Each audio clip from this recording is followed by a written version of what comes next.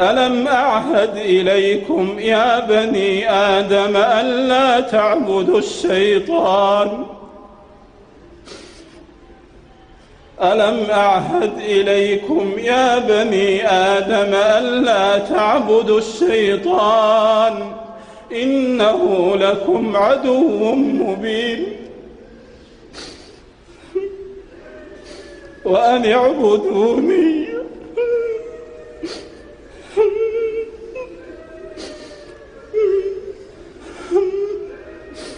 وأن اعبدوني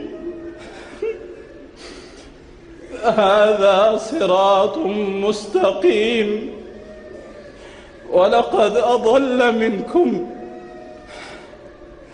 ولقد أضل منكم جبلا كثيرا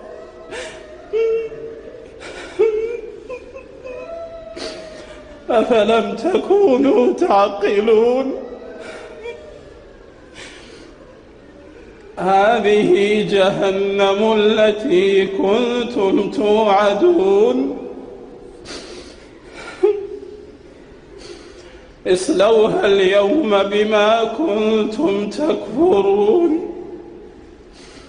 اليوم نختم على أفواههم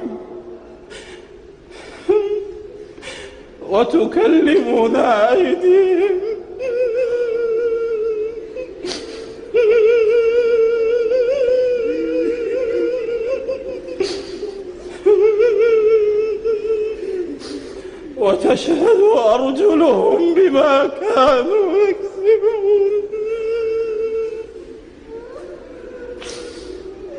وتشهد أرجلهم بما كانوا يكسبون ولو نشاء لطمسنا على أعينهم فاستبقوا الصراط فأنى يبصرون ولو نشاء لمسخناهم على مكانتهم فما استطاعوا مضيا ولا يرجعون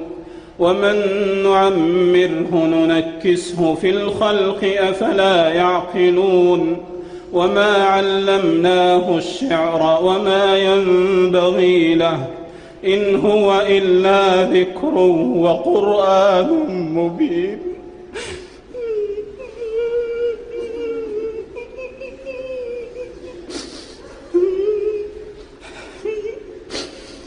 وما علمناه الشعر وما ينبغي له إن هو إلا ذكر وقرآن مبين لينذر من كان حيا